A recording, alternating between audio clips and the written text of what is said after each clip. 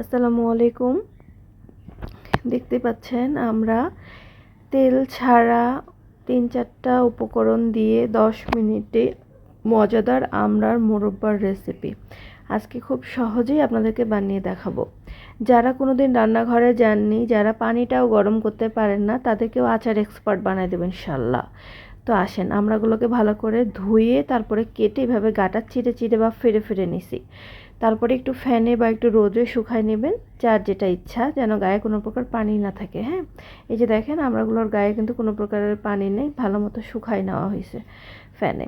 আর এইভাবে চিড়ে চিড়ে নেবেন, যেহেতু মোরব্বা ভিতর পর্যন্ত মশলা বা মিষ্টি না গেলে একটুও মজা লাগবে না।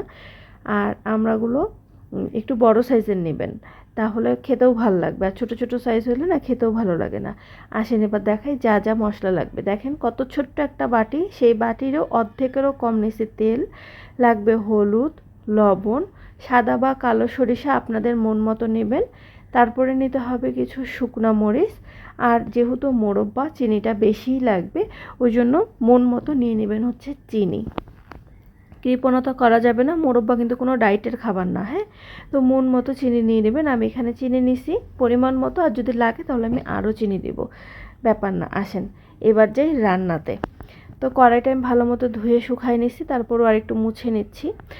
এখন আমি চুলাটা জ্বালাই, এর মধ্যে দিয়ে দেবো তেল। এই যে তেল দেখলেই বুঝতে পারবেন, মনে হবে যে হালুয়া কোথাও ঢালার আগে যেমন হাতে করে আমরা তেল মাখাই নিই, ঠিক ততটুকু তেল নেবেন, যে কড়াইটা শুধু খালি তেলে মাখবে। আর এই সরিষার মরিচটা ভাজার মতো তেল হলেই হবে। এই যে আমি চুলাটা জ্বালাই নিছি, কড়াইটা ভালো মতো তাতায় নিতে হবে। দেখছেন কড়াইয়ের উপর দিয়ে ধোয়া উঠতেছে।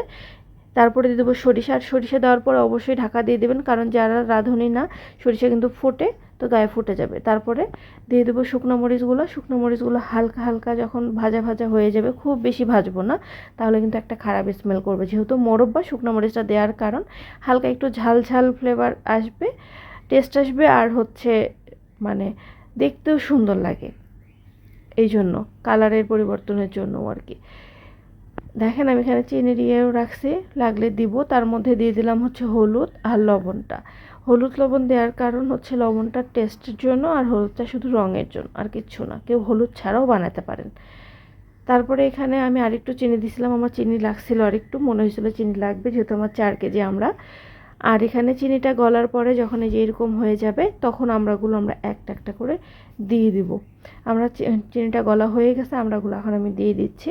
আমড়াগুলো দেওয়ার আগে বা পরে কোনো প্রকার পানি দিবেন না। দেখেন এখানে আমি কোনো প্রকার পানি দিইনি, জাস্ট শুধু চিনিটা দিছি।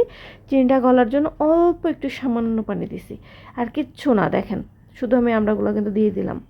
এখন ভয় পাবেন না, ভালো মতো মিক্স মিক্স মিক্স নাড়তে হবে। আমড়া থেকে এক কড়াই পানি বের হবে, আপনারা বিশ্বাস করতে পারবেন না, দেখবেন ভিডিওতে। এক কড়াই পানি বের হবে, যেটা টানতে টানতেই জীবন শেষ। আমড়া থেকে যে পানি বের হবে, আর পানি মানে নতুন যারা রাঁধুনি তারা হয়তো ভয় পাবেন, হ্যাঁ আমরা দিলাম পানি বের হচ্ছে না, চিনিগুলো এমন আছে। দেখেন চিনিগুলো কেমন পাতলা হয়ে গেছে, দেখছেন পানি দিয়ে। এখানে 1 মিনিটের মধ্যে দেখবেন কত পানি বেরিয়েছে। দেখেন অলরেডি হাফ কড়াই পানি বের হয়ে গেছে।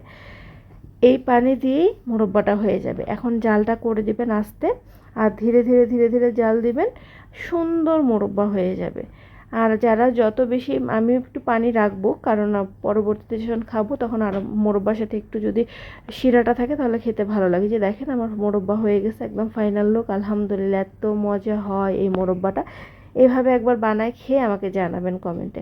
যদি আপনি ঝোল রাখতে না চান তাহলে ঝোলটা শুকায় ফেলবেন। আমাদের ঝোলটা খেতে ভালো লাগে, এই জন্য আমরা একটু বেশি শিরা রাখছি। কেমন হলো অবশ্যই কমেন্টে জানাবেন। ভালো থাকবেন, সুস্থ থাকবেন, দেখা হবে অন্য ভিডিওর সাথে। আল্লাহ হাফেজ।